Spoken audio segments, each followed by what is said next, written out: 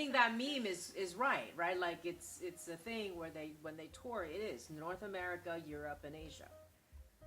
For like the mainstream Mainstream, pop yeah. and stuff. Yeah, for the mainstream pop, and Asia does include Australia and New Zealand, by the way. Okay. That is considered Asia. It's Asia Pacific. Well, it's only Yes, it continent doesn't- of Oceania, but Yeah, but it is. But if you look at it geographically, it is considered Asia. It's Asia Pacific. okay. You didn't know what First Nation was. You're right. Gotta keep up, Nick. Gotta keep up. Well, I got the continents down. Yeah, and you know, I think you're right. It's that mental privilege, and are we feeding into that? Are we part of that enabler? You know, allowing them to say this. And I don't know if I mentioned this before. There was a very famous choreographer who said that because of the impact of the environment, I will no longer tour. Right. Because touring, not to use her private jet. right? Touring is it causes a lot of carbon footprint, and it's not environmentally friendly, and yada yada yada yada. And so there was a big uproar from some of the, we call some of the world, some of the colleagues around different parts of the world, especially parts of- Choreographer groupies. No, but just from the industry. Okay. Like mainly people from like the more less resourced countries, like South America, Latin America, Africa, or other parts of Southeast Asia, or even just in general. Artists who will say, if I don't tour, how am I going to make money? That is the only way I can generate income. So I don't have the luxury to not tour. Because internally, my country does not have the money to present my work. I see what you mean. Okay. No, meaning I see what you mean by Right. by making these. So this people is what I'm privileged, saying, that saying this is they're the privileged. privilege, right? With the same idea of like, you have the privilege to be already talking about climate change in your work, whereas other parts, I can't be talking about climate change yet when I'm more concerned about my own survival. Like, I have political unjust in my country that I need to overcome. I need to make sure that when I perform, my artists are safe from performing. I'm talking to a lot of places like Cambodia and Thailand, or, even Vietnam or Indonesia or Malaysia, a lot of these Southeast Asian countries, that there's, because of all the politics of what's going on, some of these artists are not safe to practice. They can be arrested at any time. So I can't be talking about certain first world problems when I just need to be able to survive as an artist. And this is what I'm saying. And I think the conversation has not been of equal, because it's very one-sided right now. Half of the world actually is being ignored, and half of the world's problem, because I think what happened is that the half of the world are so busy trying to solve their problem, they don't have the time to complain about it. They're just going about their lives trying to make sure that they can practice and they can make art.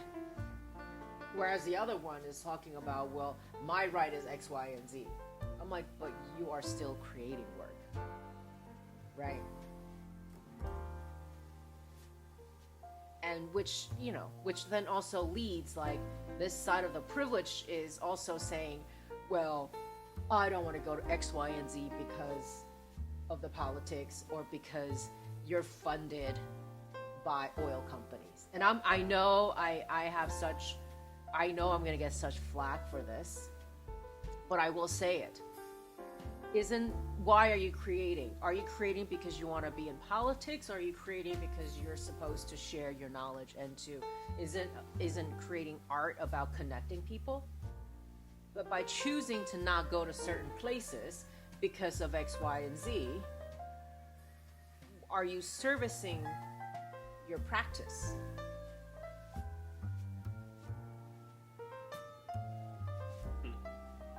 I agree.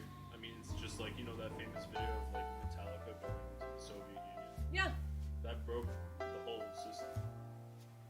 And that led to the breaking of the whole system in my opinion. Or, I mean, when the war broke out in Ukraine, right? Like, how many artists from Russia are being penalized for it? Yeah, I was gonna say that. It's really I mean, messy. like, I'm so sorry to say. Or between Israel and Gaza right now, the amount of Israeli companies that got canceled around the world is ridiculous. Now, on that flip side, because of how they're funded, they're now suffering as a result. So that is not a privilege, right? That is the reality. They're not choosing not to go. They are being denied entry.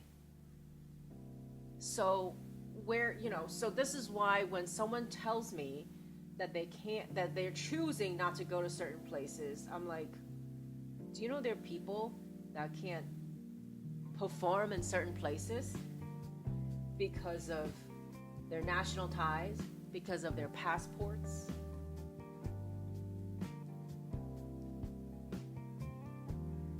Right? So this is where I'm struggling to grapple.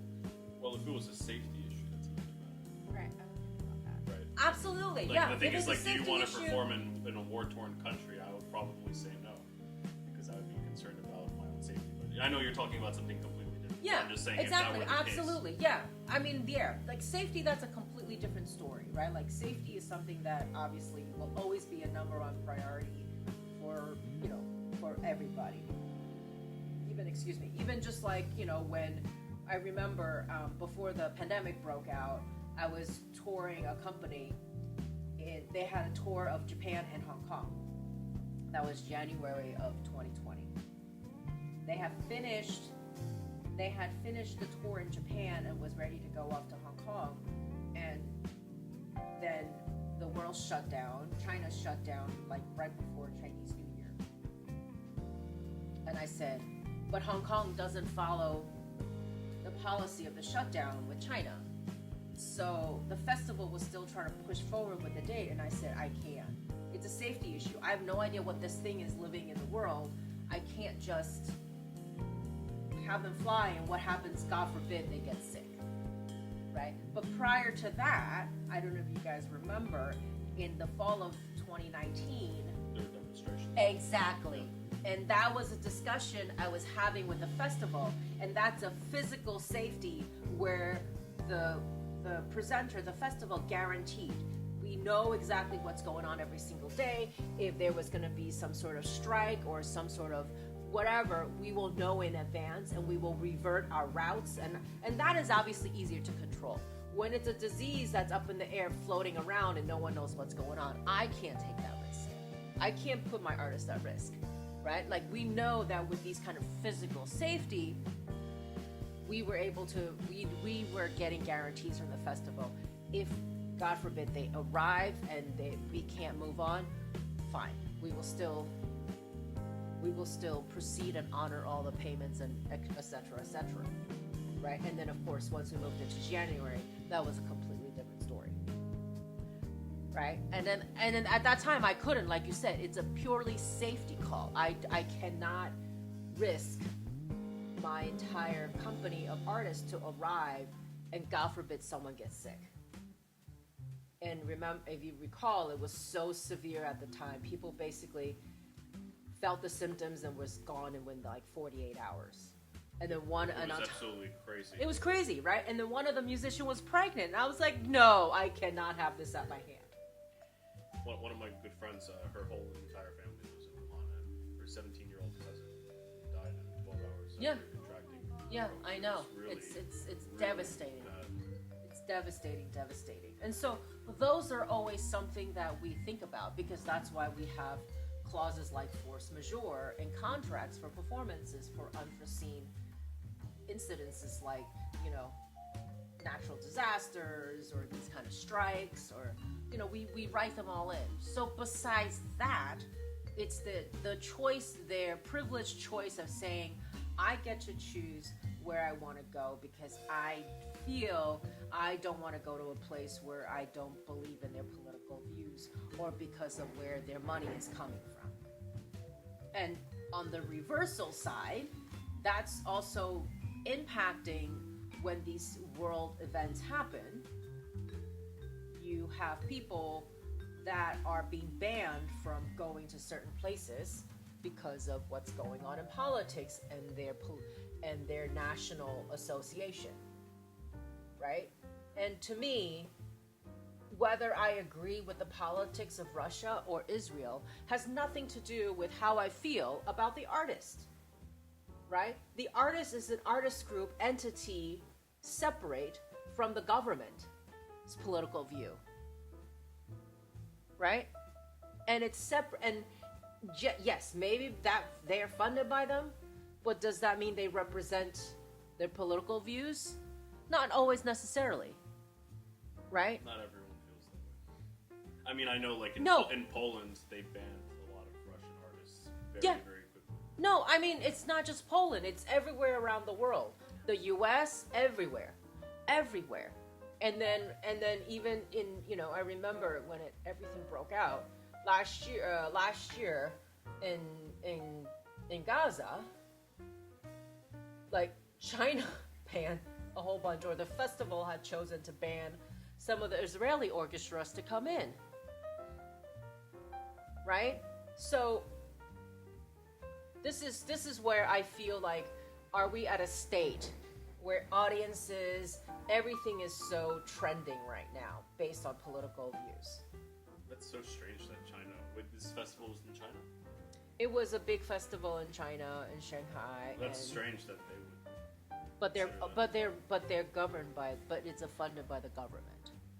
So that was their choice because they don't want to piss off any politicians or upstairs, and that's what the thing is. It's a trickle effect. Everything is a trickle effect down, and I could play devil's advocate going back to what we were talking about, the artists being too privileged to come to the country.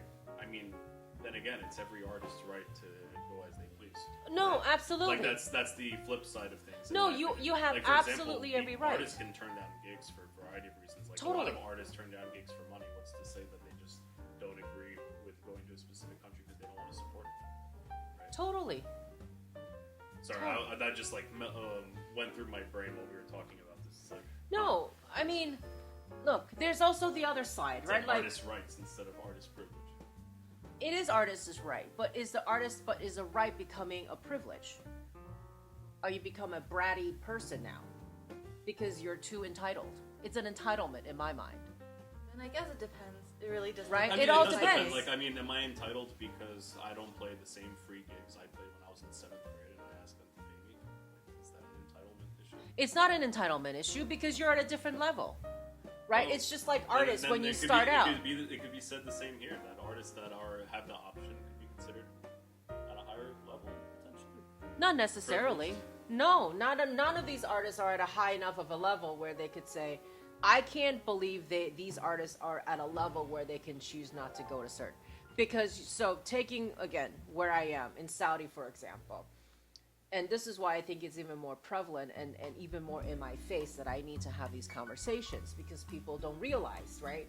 Like, we're constantly being turned down. This is like a weekly conversation. I have different companies where they'll say, we don't want to come.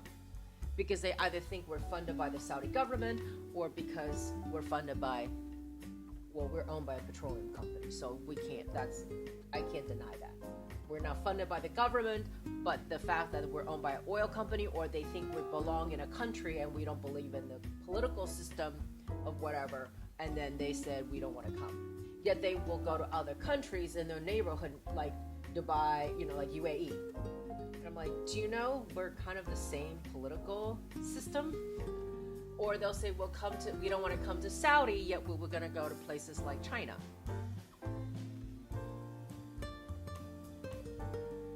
this is a real thing, right? This is a very real discussion that we have all the time.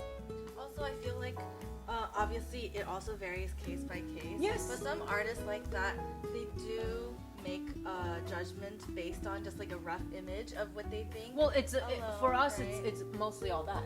Right. It's about what they think, and even though I try to explain to them, they still choose not to believe. And this is where my frustration really kicks in. I'm like, do you and about the women's right? And I was like, and I explained to them about what actually really happens, and they still choose not to believe. Like, do you think I would be living there for 9 years if I felt like me as a woman is being biased against? Right?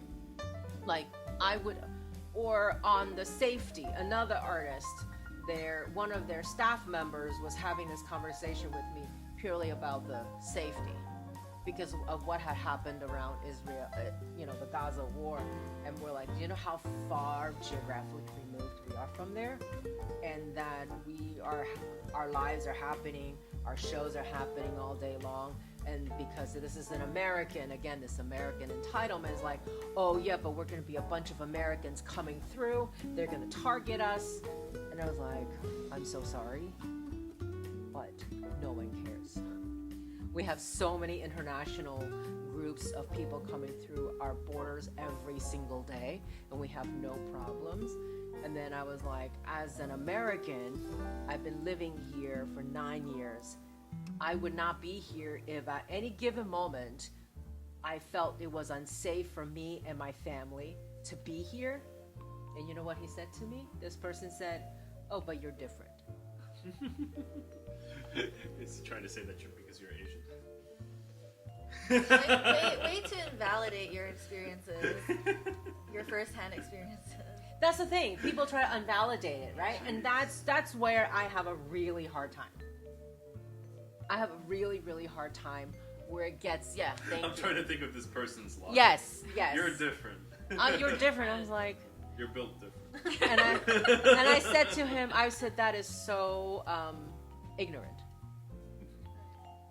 But there we go. do you guys think the government or like the country that we live in are portraying the way we think about other countries? Of course. Yeah. Because I read it from the news that from like textbook. Yeah. The history textbook in Japan and in China are completely different about what happens during.